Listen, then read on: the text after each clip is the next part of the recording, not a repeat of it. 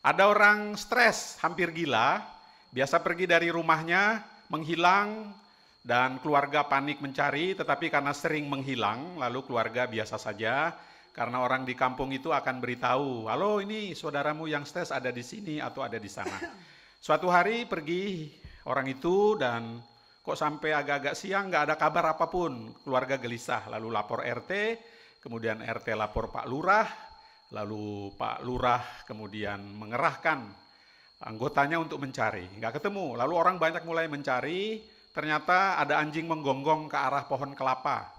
Lalu mereka lihat, orang stresnya ada di atas, sedang menikmati kelapa. Ya. Lalu semua orang datang, merayu untuk turun, dia nggak mau. Petugas keamanan datang, polisi, tentara, damkar ya, tapi mereka nggak berani naik karena diancam kalau naik nanti dilempar kelapa. Menjelang agak sore, lalu mereka mulai panggil orang pintar. Ya. Kalau Anda panggil orang pintar, itu Anda artinya bodoh. Ya.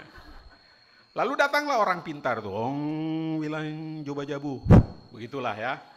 Jangan kaget Bu, jantungan. Enggak terjadi apa-apa. Akhirnya mereka bilang, oke kita panggil tokoh-tokoh agama. Datanglah ya, tokoh agama nih. Tokoh agama tahu kan ya? Itu yang jual rosario segala macam, itu tokoh agama. Ya. Oh itu tokoh ya betul. Saya bilang apa tadi? Oh ya tokoh, oke. Jadi tokoh agama datang semua nih kan, udah pada berdoa semua nggak turun, sampai mereka kaget dan heran. Tunggu dulu, semua tokoh agama sudah datang kecuali satu nih, Katolik. Lalu orang-orang situ seganlah umatnya karena romo-romo itu kan sok sibuk ya, kayak mereka-mereka ini. Ya. Dipanggil banyak alasan, apalagi cuma urusan orang stres kan. Udah sama katekis aja, sama prodiakon aja, suster aja ya, begitu. Segitu mau pada masuk surga mereka, kagak. Yakinlah Bapak Ibu, kalau Anda nanti meninggal jangan cari mereka di surga. Enggak ada. Kenapa? Karena mereka panitia. Panitia di luar, terima tamu, ngopi, ngerokok ya, seperti itu. Ngerayu-ngerayu cewek ya. Janda terutama. Seperti itu. Tapi di surga bukan di sini. Ya. Sampai di mana ceritanya tadi? Ya sampai janda lah ya. Nah lalu datang Romo dipanggil nih kan, orang takut-takut mau manggil Romo karena seperti biasa Romo ini kan stilnya seolah-olah tinggi ya gitu. Padahal waktu kuliah remedi ini orang-orang ini. Kecuali Romo Yus ya, gitulah. Nggak boleh disenggol beliau, hati-hati. Nggak diajak lagi lu. Ya begitu nih, makanya Romo Yus kalau dipuji-puji mereka udah tahu maksudnya kan. Udah tahu muka-muka orang ini. Nah, kecuali Romo Frit ya, lebih parah maksudnya. Nah kemudian Romo datang mukanya cemberut ya seperti biasa lah, apalah ini kan apalagi nggak ada stipendiumnya. Ya udah orang stres mau dari mana kan? Nah dia muncul. Lalu Romo nanya, di mana orang stres itu kan? Itu Romo yang banyak orang kerumunan. Udah mereka kasih jalan. Romonya datang hanya ngeliat ke pohon, lalu pohonnya diberkati, terus Romonya pergi. Terus orang bilang ini apaan, agama apaan ya gitu, gue juga bisa gitu. Tapi yang mengherankan, nggak sampai 5 menit orang itu turun langsung pulang, semua orang kaget. Wih, sampai di rumahnya mereka tanya, polisi nanya, lu dari seharian kita orang mau suruh lu turun, kagak turun lu ya. Giliran tadi Romo itu entah hanya bikin apa aja, lu turun. Dia bilang, gua takut. Romonya ngancam gimana? Romonya bilang, kalau lu kagak turun, gua tebang. Itu, ya kan. Romonya kan bikin gini. Ya, kalau lu kagak turun, gua tebang. Nah, turun dia. Nah, cerita ini kaitannya bacaan pertama. Ya, nanti silakan dibaca lagi terserah. Ya.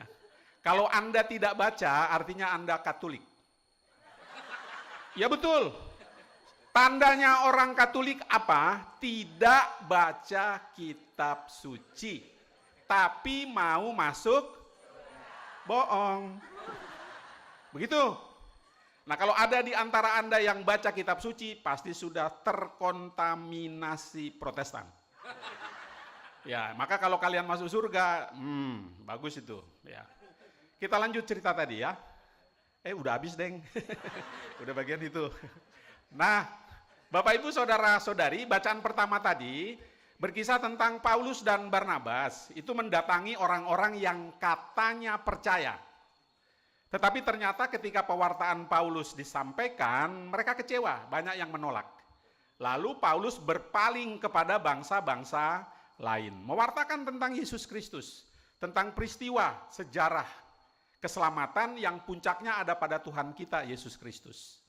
Maka orang-orang yang dikatakan asing itu percaya. Nah, gara-gara itu kita pun menjadi pengikut Kristus. Begitu, jadi ini ada unsur panjang sejarah akhirnya sampai kepada kita. Kita ini termasuk bangsa-bangsa asing menurut orang Yahudi. Tetapi kita percaya kepada Tuhan Yesus. Itu yang pertama. Nah, baca Injilnya gimana? Tadi apa sih bacanya? Kita ngetes. Karena dulu murid saya. Ya, dia Protestan, saya Katolik. Karena dia baca kitab suci. Saya tidak. Sama seperti Anda. Nah, dalam bacaan Injil, ini kayaknya Filipus itu antara pendengarannya terganggu atau fokusnya sedang off.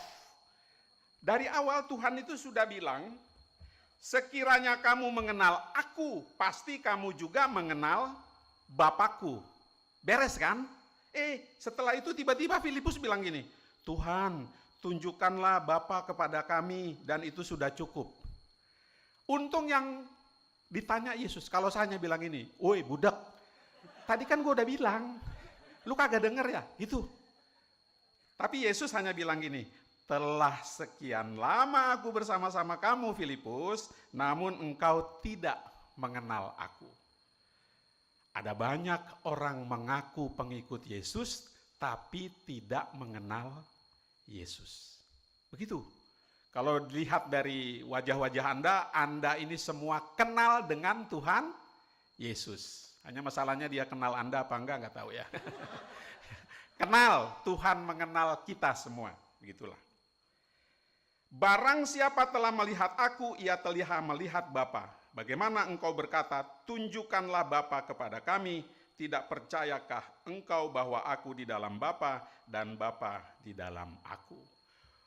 Persoalannya, dulu Yesus hadir secara fisik. Sekarang bagaimana? Nggak ada lagi kan? Beliau sudah di surga. Nggak usah khawatir, ada rohnya, Roh Kudus. Maka Bapak Ibu, kita sederhanakan saja. Kalau suami melihat istri, Anda melihat Allah. Kalau istri melihat suami, Anda melihat Allah. Karena apa? Karena pernikahan Anda sakramen. Pernikahanmu adalah tanda dan sarana keselamatan Allah untuk Anda berdua. Bertiga dengan anak, berempat dengan cucu, berlima dengan tetangga, dan seterusnya, tambah sendiri. Ya, hanya persoalannya, ini dari belakang tadi, udah ngebisik. Hanya oh iya ini orang ganteng di Glodok nih, nah. Seperti itu. Gak apa-apa, saya belum lama dari Glodok, memang ganteng-ganteng kayak gitu. Ya, saya minder. Ya, nah kemudian, ganggu aja nih, lupa saya. Glodok baik. Tetapi Bapak Ibu, apakah saya sudah hadir kepada pasanganku sebagaimana Allah hadir? Seperti itu. Siapa suami istri paling bahagia di dunia ini? Adam dan Hawa. Karena nggak pernah punya mertua. Ya, maaf para mertua ya, bertobatlah. Istri paling bahagia di dunia ini siapa? Bunda Maria. Karena suaminya nggak pernah ngomong. Ya, maka kepada beberapa OMK saya bilang, ya kalau menikah carilah suami yang pendiam. Yang diem banget ya, syukur-syukur nggak bisa ngomong. Nah, suami paling bahagia di dunia ini siapa? Menurut survei tidak ada. Tetapi yang pura-pura bahagia banyak. Maka hati-hati para ibu, kalau suami Anda tampak bahagia, itu pura-pura. Kebahagiaan suami pada umur-umur seperti Anda ialah ketika istri pergi dari rumah.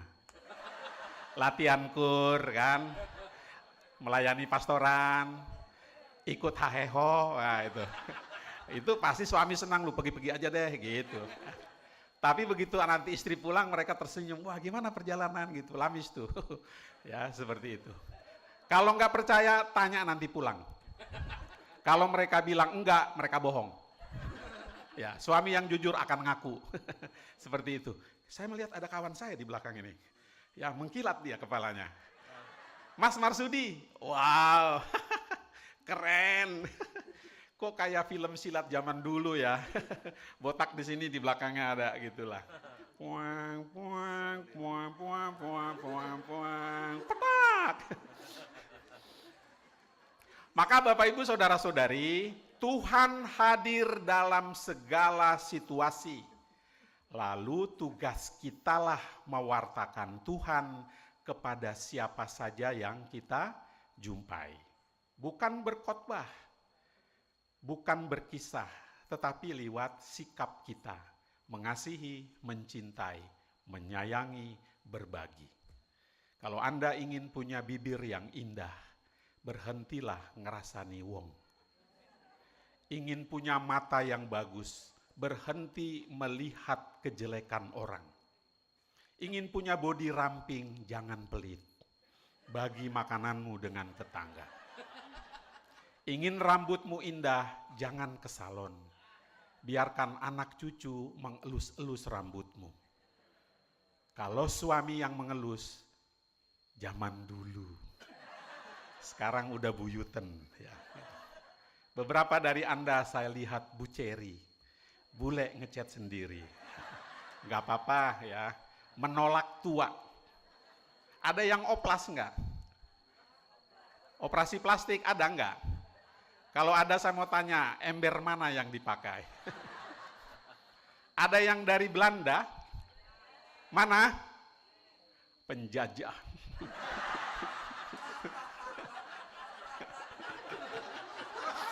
Ya, Holland spreken. Du sprek. Holland, ik spreche ein wenig. Ini bahasa Jerman. Iya, maka dia bingung ya.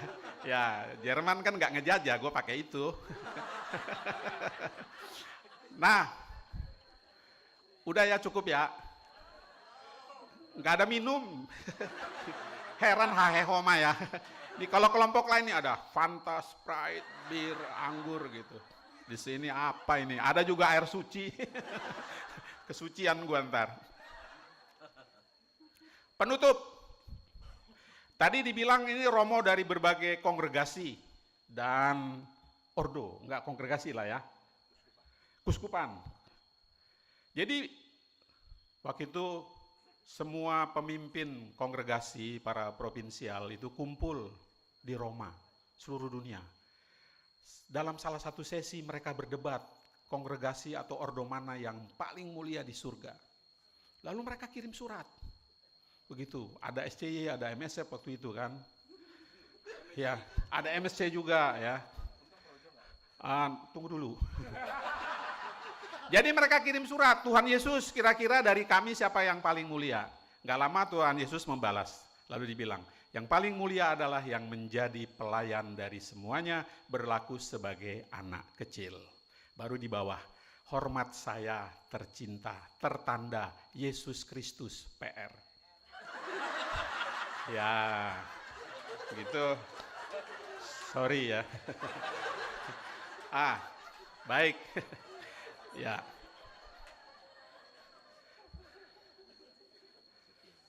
Habis. Baik, untuk menutup kita